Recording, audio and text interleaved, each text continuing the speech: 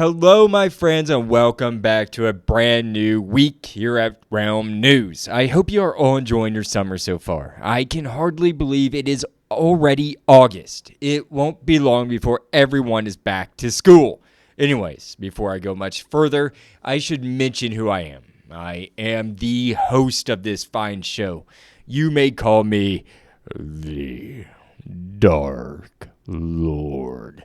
The one who puts the real in realm and expands your mind one block at a time. Today will be a fun episode where I'll be covering the sunflower, both in the real world that we call Earth and in our beloved game of Minecraft. This will all come after another riveting segment of Pull Time.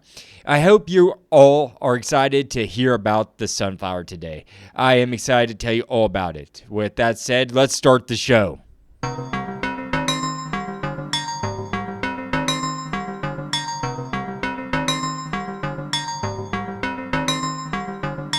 It's pull time. It's pull time, my friends. If this happens to be your first time tuning into Realm News, this is where I read off the results of a random poll that I conducted on Reddit. I also read off the comments from some fellow Minecraftians in order to get a better perspective of their sentiments. Today's poll is a great one. We haven't had this type of turnout for quite some time, and I'm excited to say that we had a total of 102 votes cast in today's poll. This makes it one of the top 5 polls ever on Realm News. The question that I pose in this is, do you trade or steal bells? It's a really simple question, right?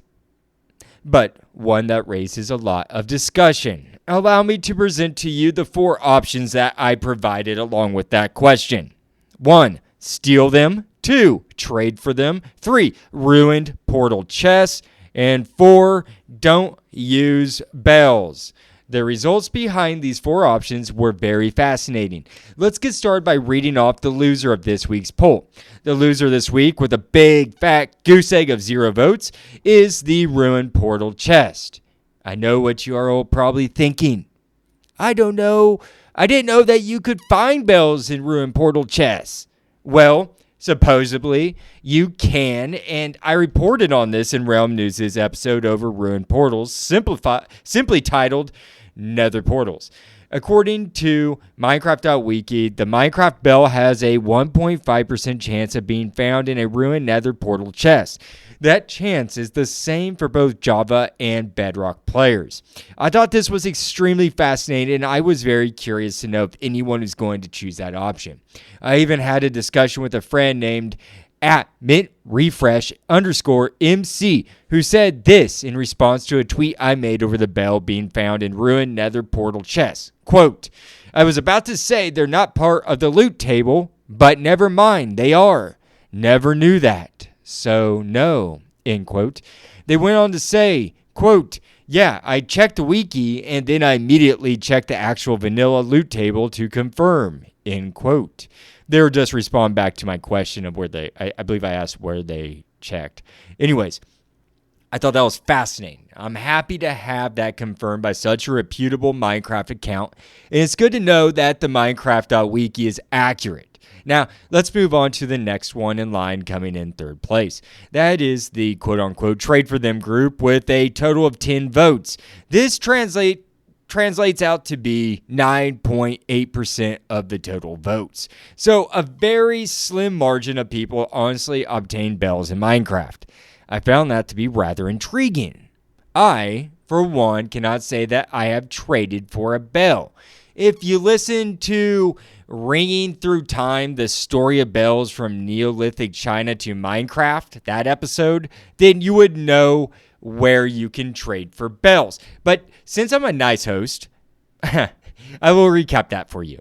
If you recall, the trade probability for an apprentice armor is 50%. For Bedrock, it is 33%. And for both apprentice toolsmith and apprentice weaponsmith, it is 100%. The trade offer includes 36 emeralds for 1 bell. They're not cheap.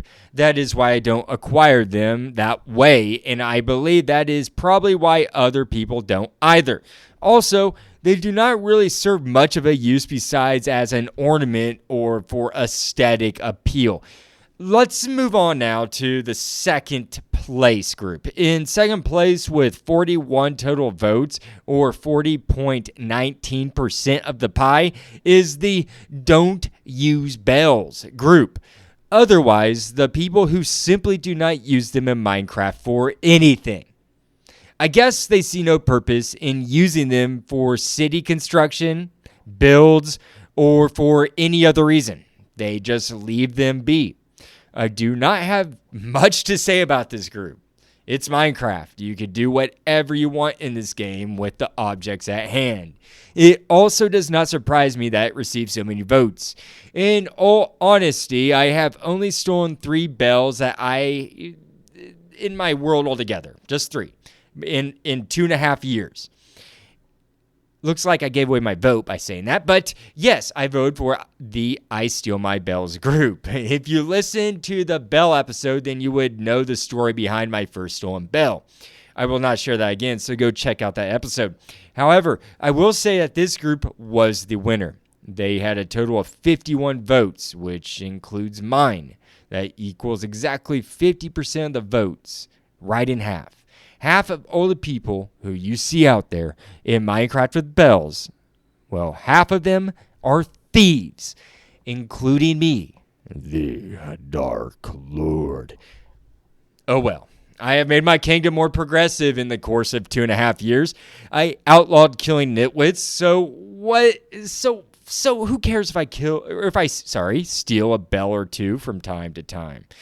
I am the Lord of an immense kingdom. Anyways, with that said, I would like to now move on to comments. I love this part of the show, and this poll was not short on people wanting to voice their opinion. Let's start with apprehensive_hat8986, who says, quote, though I'd loot them from a chest too if I found them. I don't establish a lot of villages though, so don't have a lot of need for bells. But now that I think of it, a bell on my portcullis would be good for warning before it closes. End quote. They went ahead and shared a link to the portcullis build inspiration, Kim Bill's 3-high portcullis. And I will provide a link so you guys can go check it out. It's really cool. I shared it with some friends online on Twitter, I believe. I posted it there. I think I reposted it on there. For those who do not know what portcullis is, go check out the link that was shared with me, now shared with you, and found in the show description labeled Kim Bill's 3-high portcullis. It's worth the view. Anyways, a portcullis is that iconic castle door that opens and closes by sliding up and down. Thank you so much for sharing that, apprehensive_hat8986. I love that you're going to attach a bell to your portcullis for sound. Or for an alarm. I think that is a perfect place to put it. Thanks again for your comments, and please keep taking and commenting on those polls. Let's move on to the next commenter, who goes by ClizzNerd2, who says, quote, who is spending 36 emeralds on a bell, end quote. I like this comment. It is direct, raw, and to the point. I even suggested earlier that I didn't think people trade for bells for that reason. They're too expensive. Looks like one of those people voiced their opinion in this poll. I have to agree with them. I think it is way too expensive. I'll continue stealing them for the time being. Thank you, ClizzNerd2, for that comment, and please make sure to participate in upcoming polls that I post every Saturday at Realm News' subreddit. Let's hear another comment from YGustav-K. Quote, I pretty much never use them because, well, they don't have much of a use, but if I ever did, it would be trading. Stealing or ruined portal chests would be way too slow and unreliable, end quote. This was a great comment because it touches base on a few things that I mentioned, such as how they don't have much use besides aesthetic appeal, or that's what I say. And they mention the ruined portal chests. That makes me think that they have discovered one here.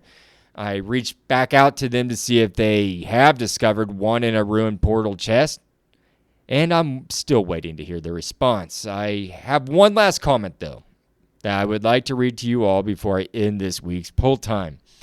This one comes from a repeat commenter, Rusted Russ, who says, quote, I honestly have no idea where I got the ones I have in my current world. Probably a combination of stealing and ruined portal chests, end quote. I also reached back out to Rusty Russ to see if they have found them on or inside ruined portal chests. I will report back to you all if I hear anything back from those two individuals. Thank you very much, Rusted Russ, for that comment. Please keep returning and providing those comments. We all appreciate it. With that said, my friends, please go join the Realm News subreddit found at bio.link/realmnews and take the weekly polls and leave a comment for a chance of it airing on Realm News. Now, let's shift gears and make our transition into the real segment of the show where I link real world knowledge with Minecraft.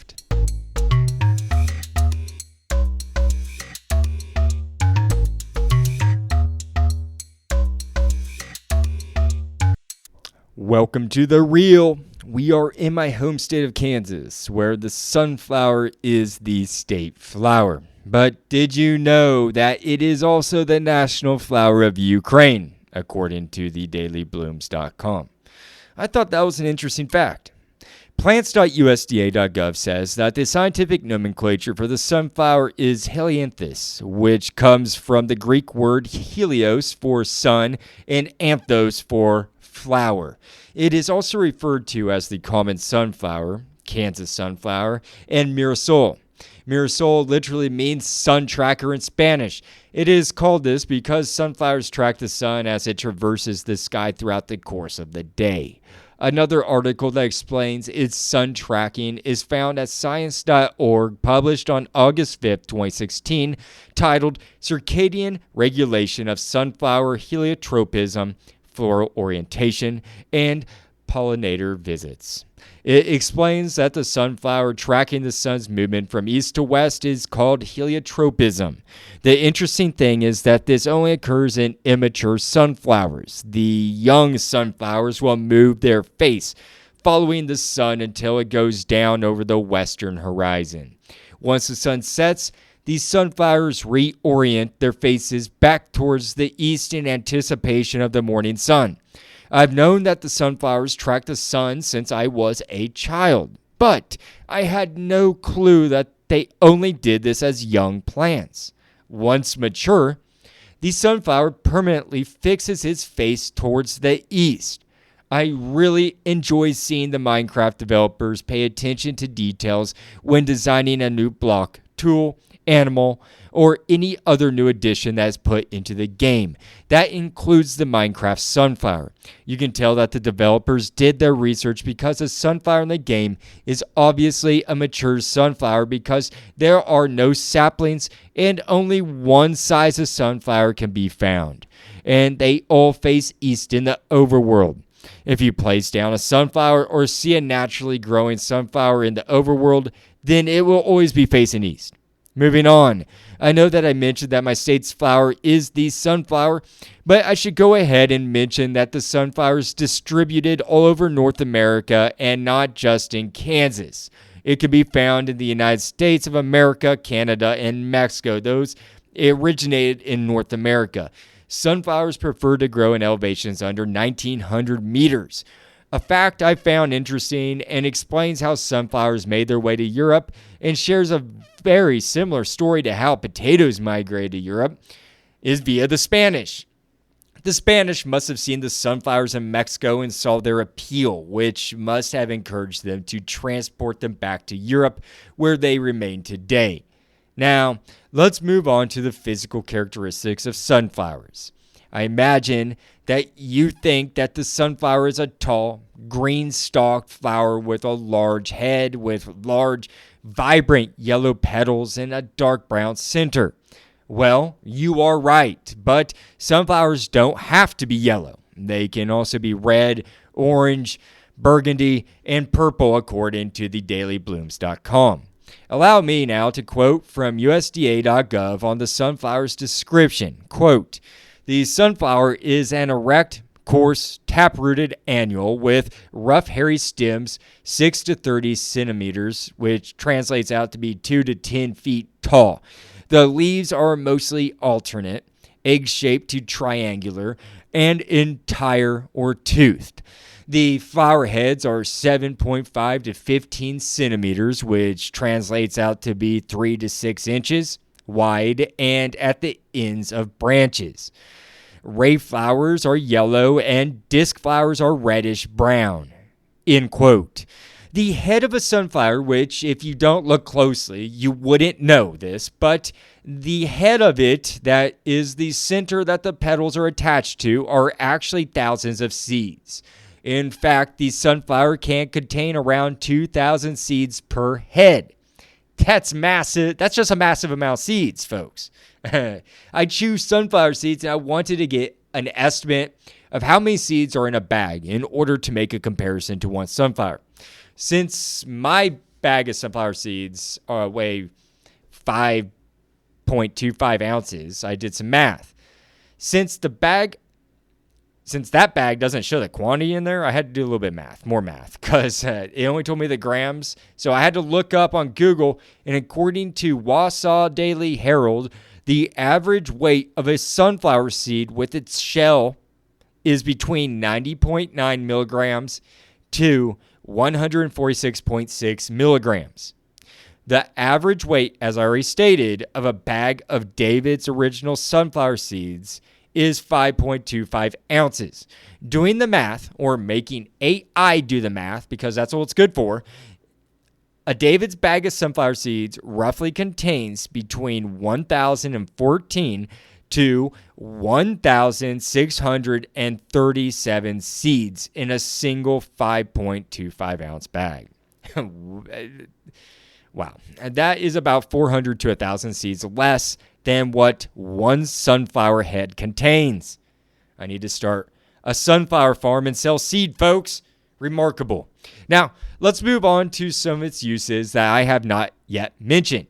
There are many uses that come from a sunflower that I had no idea about that I would like to pass along to you, such as that Native Americans have been genetically modifying the sunflower for the past 3,000 years. They did this without realizing it, but they would take the seeds from the largest sunflowers and use them to plant new crops. In fact, the sunflower seed has increased in size by 1,000% thanks to selective breeding. This selective planting of the biggest sunflower seeds resulted in larger sunflowers. However, the Hidatsa used wild cultivated sunflowers because they found that their flower heads produce superior oil. This oil is considered to be as healthy as olive oil and is great for cooking with foods. Actually, sunflower oil has amazing health benefits that warrant a moment to talk about. According to WebMD.com, sunflower oil isn't good for you. Sunflower oil is a great type of oil because it is not high in saturated fats, but instead is high in two types of fatty acids that are called polyunsaturated fatty acids, or PUFA for its acronym and for short, then monounsaturated fatty acids, or MUFA for short. A good example of a polyunsaturated fat is omega-3 that is found in fish oil and in rattlesnake oil, as was covered in the Realm News Wandering Trader episode. PUFAs in general help reduce cholesterol and triglycerides in the blood, which is always a good thing. MUFAs are great for reducing inflammation and reducing coronary heart disease. Another unsaturated fat that also benefits heart health contains linoleic acid, which is also found in sunflower oil. The American Heart Association recommends that people consume around 200 to 300 calories of linoleic acid per day if you are trying to improve your heart health. Also, sunflower oil is an amazing source of vitamin E, which studies have shown slows down the progression of Alzheimer's disease. Besides sunflower oil, which I didn't even list off all the benefits of the oil. The sunflower also is used as a treatment against malaria when quinine is not in supply. It is used in infusions to kill flies. The sunflower stalks are used for biofuel. It's used as fodder for livestock. It's used as bird feed, compost. It stimulates appetite, alleviates rheumatism. The Dakota people use it to treat chest pain and pulmonary issues. It's used to make something called moxa and placed on cauterized wounds for treatment. And the Hopi use it as quote-unquote spider medicine. These uses that I just listed off are just a few out of very many that are linked to the sunflower. It is actually quite amazing that the sunflower has so many medicinal uses. Perhaps I am so shocked about this because where I live, the sunflower is more or less just part of the Kansas background. I never really put much forethought into them before. Now, before I conclude the segment in the reel and move into the realm, I would like to tell you all a story, or rather a myth from the Greek pantheon. If you all have been listening to the show, then you know that Realm News is no stranger to the Roman and Greek pantheons and their gods and goddesses. Well, today I have the myth of Clytie. I found a great article on paleothea.com written by Alicia Athena titled Clytie Greek Myth, April 17th, 2024. It goes on to say that Clytie was something called an oceanic water nymph who was deeply in love with Helios, the sun god. She loved how he would adorn the sky with gold every morning, and in turn, Helios was enamored with Clytie's radiance and beauty. However, Helios' affection towards Clytie didn't last that long, and it quickly shifted towards another, someone called Leucothoe, who was a mortal princess. It appears that the goddess Aphrodite had something to do with this affair between Helios and Leucothoe. She put some sort of spell over Helios that caused this affair. Clytie pined for Helios and was devastated by the adulterous act and obsessed over getting him back from the princess. So Clytie went to Leucothoe's father, Orchamus, who was appalled by the affair and ashamed of his daughter. Following ancient customs, he had his daughter Leucothoe buried alive as punishment. This act only made things worse, not better for Clytie. Helios' loss of Leucothoe was devastating, and he hated Clytie for it. Clytie became more desperate to win Helios back.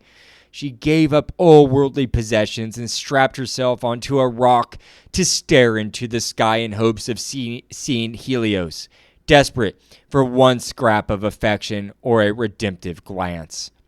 She did this for 9 whole days before she was transformed forever into a sunflower, punished by forever tracking the sun but never able to obtain it.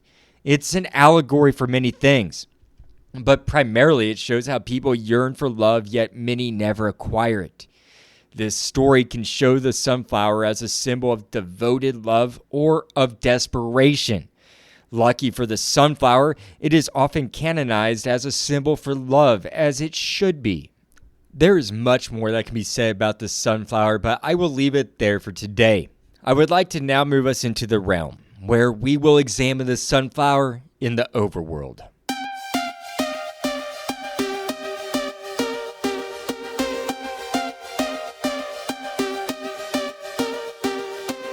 Welcome to the realm, my friends. I hope you all had a smooth transition through the portal to here. We are here to examine the Minecraft sunflower and all of its properties. But when did the sunflower begin to grace us with its radiance? Well, let me answer that for you. According to Minecraft.wiki.com, we first see our first image of a sunflower in Minecraft in a post made by Jens Jeb Bergensten on August 15th, 2013 on his Instagram account. He posted an image of an outside overworld trellis housing 2 types of flowers, sunflowers on the left side of the image and lilacs on the right side of the image.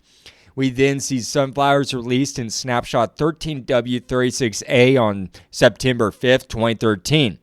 A little less than 2 months later, on October 25th, 2013, we finally received it in Minecraft Vanilla Java Edition 1.7.2 in the update called The Update That Changed the World.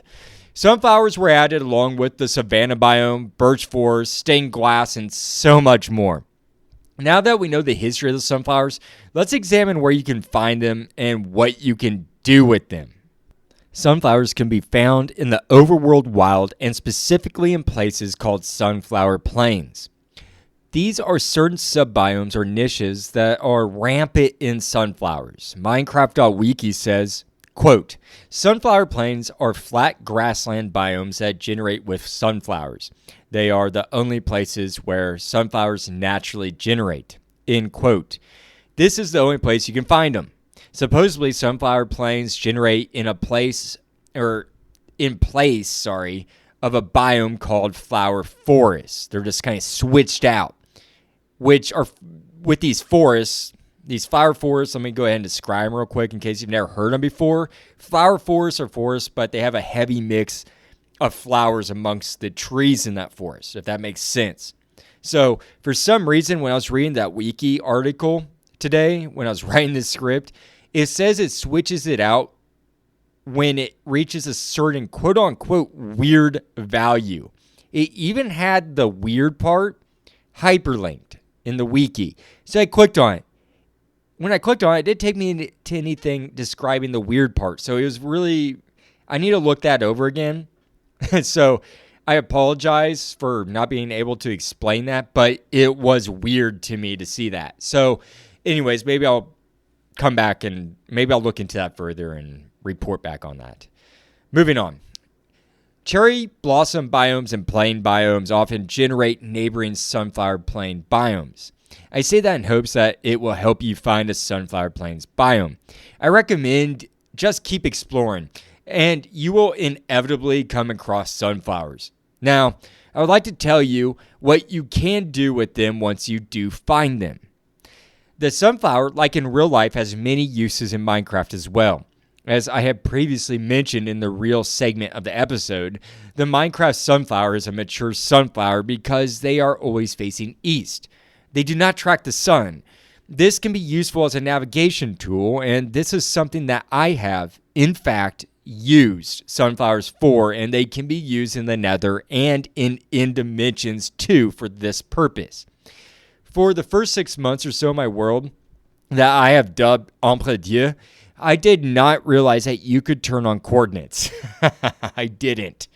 I know. I don't know why. I didn't think about looking in the settings, but I didn't. However, during this 6-month time frame, I learned to navigate by using the overworld sun and sunflowers once I discovered them. If you cross my kingdom, you'll see in my older established towns that there is often a sunflower in the center of that town. This is set up to make a natural compass.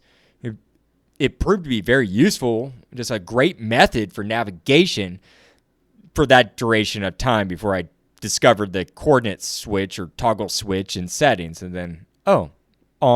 And I've been using coordinates ever since. Game changer. Since then, I have used the sunflower very little, which I regret. These flowers are unique in their height and just beauty. They are great for adding aesthetic value to a town or countryside. My friend who goes by Moon on Twitter, now X, on June 21st, or Summer Solstice Day, posted a picture of a field with dozens upon dozens of sunflowers that they placed down on purpose to make a beautiful display of sunflowers. It looks great. Now, besides aesthetics, the sunflower has practical uses as well that I would like to share with you. I should mention that you don't need a tool to break a sunflower in order to obtain it. You can pluck them straight out of the ground with your bare hands like any other flower in Minecraft. Once you have a sunflower, or as many as you can grab, you can do a few things with them, such as make dye. Sunflowers are a great source for yellow dye. Each sunflower will produce 2 yellow dyes. This is great because other yellow flowers such as the dandelion only produce 1 yellow dye per flower. Other uses are the sunflower is a great source for pollen. Bees love the overworld sunflower and they will hover around it collecting all its nectar and take it back to the beehive to make honey which you can gather. Minecraft.wiki says that, quote, oak, birch, and cherry trees grown from saplings that are within 2 blocks of a sunflower have a 5% chance to grow with a bee nest and 2 to 3 bees in it, end quote. I never knew this. I enjoy learning information such as this because you can use this for your advantage. I will start to grow those types of trees near sunflowers from now on. Bees are always great to have, and this seems like a simple trick to increase your chances of acquiring them. On top of bee production in the form of beehives, when bees interact with sunflowers, they will increase the honey level in their nest by 1. This is great because this will increase your honey production by yielding more honey and honeycomb. Also, sunflowers like old flowers can be used to breed, grow, and lead bees as well. I thought that was just very useful to tell you in case you were not aware of all that. Now that we know that sunflowers are great for honey production and bee nest production, let's look at how it can be used for composting. And it turns out that it's fantastic for this. Each sunflower tossed into a composter has a 65% chance of raising the composter up 1 level. A useful fact is that 1 full stack of 65 sunflowers will yield exactly 5.94 bone meal. So keep that in mind if you are in the composting business. If you want to plant sunflowers instead of destroying them in the composter, you can do so by planting them on grass blocks, dirt, coarse dirt, rooted dirt, farmland, podzol, mycelium, moss blocks, mud, or muddy mangrove roots. But they can't be potted like any other tall plant in the game. Sorry to tell you that. Hopefully one day we can trim them down with shears and put them in a pot. Also, applying bone meal to sunflowers will drop a copy of them, allowing you to have a never-ending supply of sunflowers. With that said, folks, that wraps up all I have today over the sunflower. I hope you found it interesting.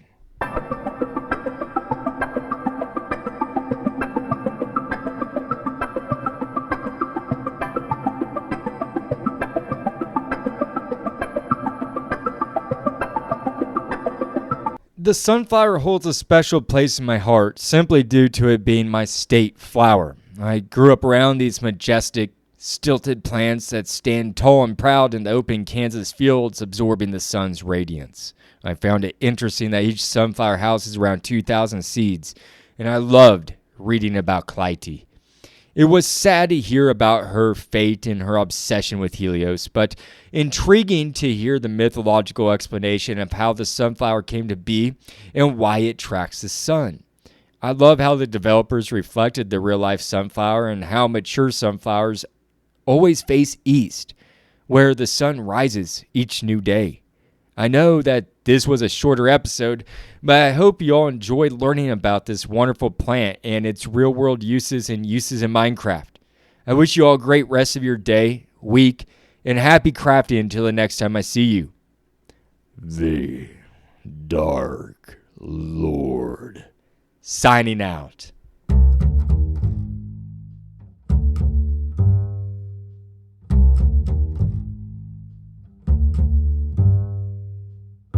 Hey, Realm News fans, it's your host, the Dark Lord, the one who puts the real in realm and expands your mind 1 block at a time. I am here to tell you that your support means everything. Spread the word by telling friends, liking, and commenting on Spotify or Good Pods.